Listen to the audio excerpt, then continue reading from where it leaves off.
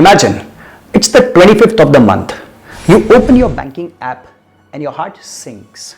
The balance is Rupee 762 only. Now you think, I had 70,000 at the start of the month. Where did all the money go? Rent, groceries, EMI, Swiggy orders, Zomato weekends, or random Amazon buys.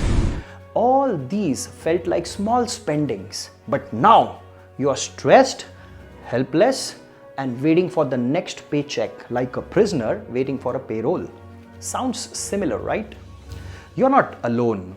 Most people live like this, month to month, paycheck to paycheck, not because they're lazy or not earning enough, but because they never question the system they follow.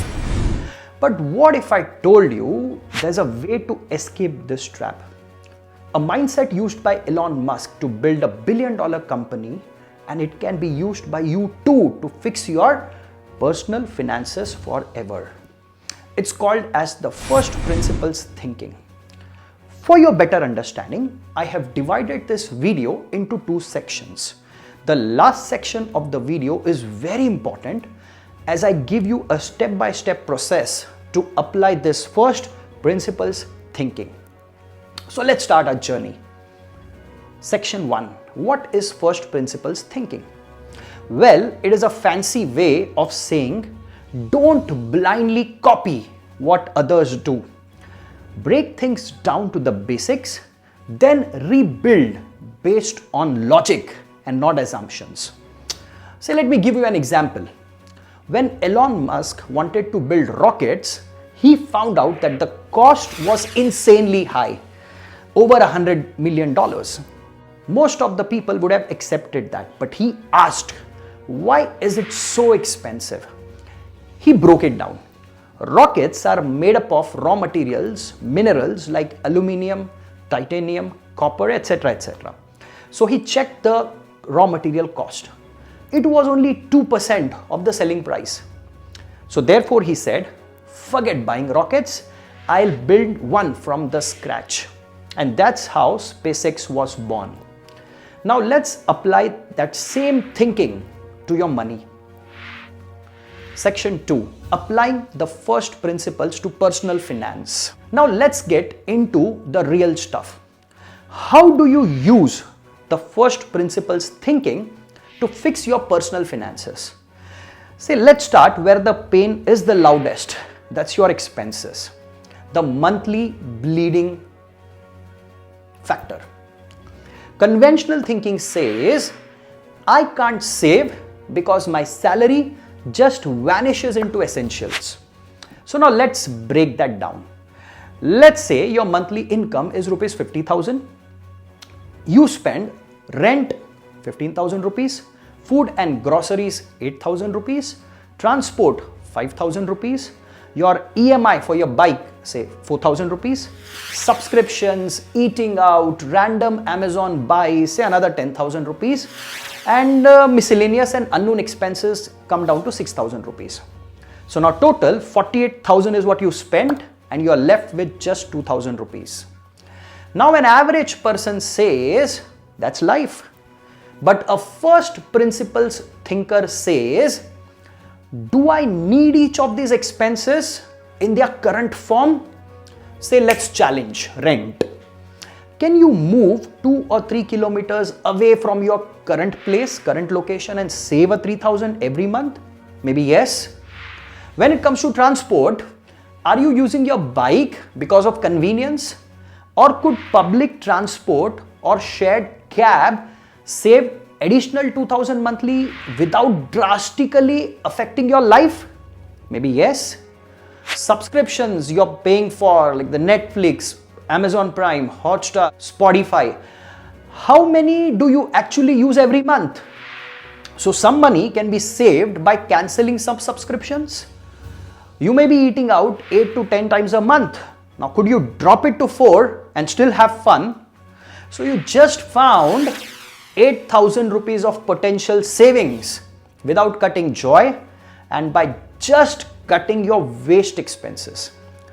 That's the power of questioning everything you do, everything you spend. Now let us use the same principle on your income. First of all, stop treating your salary like a ceiling. Conventional saving says, my salary is fixed, there's no more money to make. But the first principles thinking says, ask a question, is the salary only way to earn?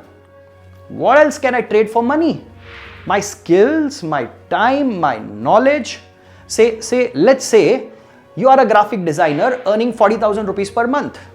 Now, instead of thinking, that's all I make, ask yourself, can I freelance on weekends for rupees 2,000 per client? Or can I teach Canva or Photoshop to beginners online?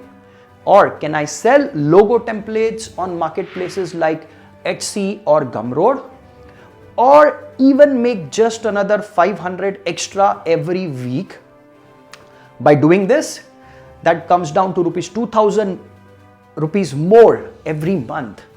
With effort and smart planning, you could double it. And over a year, that comes down to around 25,000 rupees to 50,000 rupees of extra income. Now extend the same logic to any field where you're working. Like if you are an accountant, you can help small businesses with their GST filing. If you are a teacher, you can teach students online. If you are an engineer, you can freelance projects or mentor juniors. Don't just think that I need a raise. Think, I can create my own raise. And now let's apply this same principle to your savings and investing. Conventional thinking says, everyone says invest in mutual funds. So I started with a SIP. That's not investing, that's copying. The first principle's followers will first ask a question to themselves. What's my goal? Whether it's short term, medium term or long term. What's my risk appetite? Can I handle the ups and downs in the market? Or do I panic easily? What do I understand? Do I blindly follow a YouTuber or have a read anything about where my money is going? Say, let's take an example. You want to save for a vacation in 1 year. Now someone says, start a SIP. But what if the market crashes after 10 months? See, SIP is a great tool for long term. But for short term, maybe an FD or a liquid fund is safer. Or say you invest in crypto because it's trending, but have zero clue what it does. Then that's not investing, it is gambling, dressed up in FOMO. That's fear of missing out.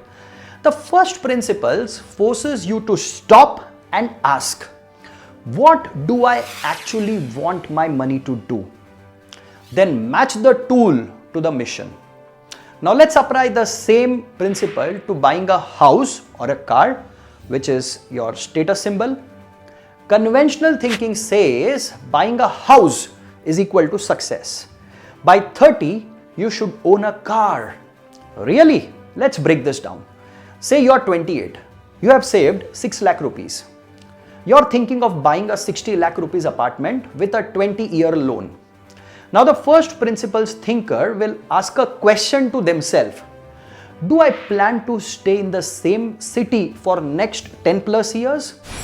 Will my job or life change in the next 3 years to come? Am I buying because I need it or because I want to post it on Instagram? Let's say you rent instead and invest your 6 lakh in a good mutual fund. Then over a period of 10 years, it might grow to around 12 to 15 lakhs. Meanwhile, your EMIs could have locked you into financial stress, giving you no flexibility to travel, switch jobs or take risks. So owning a house can be good if it's strategic and not if it's just emotional. Same with cars. If you barely using it and spending 50,000 a month on EMIs, fuel and maintenance, then you're not buying freedom, you're buying a liability. Now let's apply the same principle to your lifestyle pressure, which is your silent killer. Conventional thinking says my friends travel, They buy iPhones, I should too. But the first principles thinker will first ask themselves, do I really value this or do I want to look successful? Will this purchase give me 5 minutes of joy or 5 years of stress? If your bank account is stressed but your Instagram is flexing, then you are living a life for strangers. The first principles help you disconnect from status signals and focus on peace, purpose, and progress. You don't need to be rich to get rich. You just need to think independently. That's what first principles thinking is all about. Break every financial area of your life down to its raw truth. Forget what society says. Forget what friends do. Ask what makes sense for me. Then rebuild your financial life from there. Let me ask you something straight from the heart. Are you tired of always waiting for the next salary? Aren't you tired of always worrying if your money will last till the month end or not? Aren't you tired of always feeling like you're working hard but not moving forward? Then you don't need an expert in finance. You don't need to read 10 books or take a course. You just need to change one thing: the way you think. Starting today, I want you to question every money decision you make. Not with fear, not with emotion, but with logic, with clarity. Ask yourself, do I really need this? Or am I spending because I'm bored? Is this helping me grow or is it just showing off? Can I earn in a smarter way without waiting for a promotion?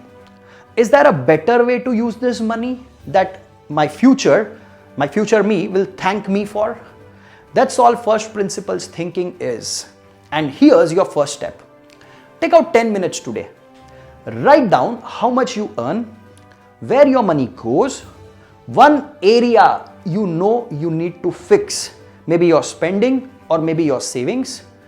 Ask, why am I doing it this way? Then ask, is there a better way for me? That's it. You don't need to be rich to start thinking smart. You need to start thinking smart to become rich. If this video has helped you think differently, even a little, please share it with someone who is stuck in the same financial loop.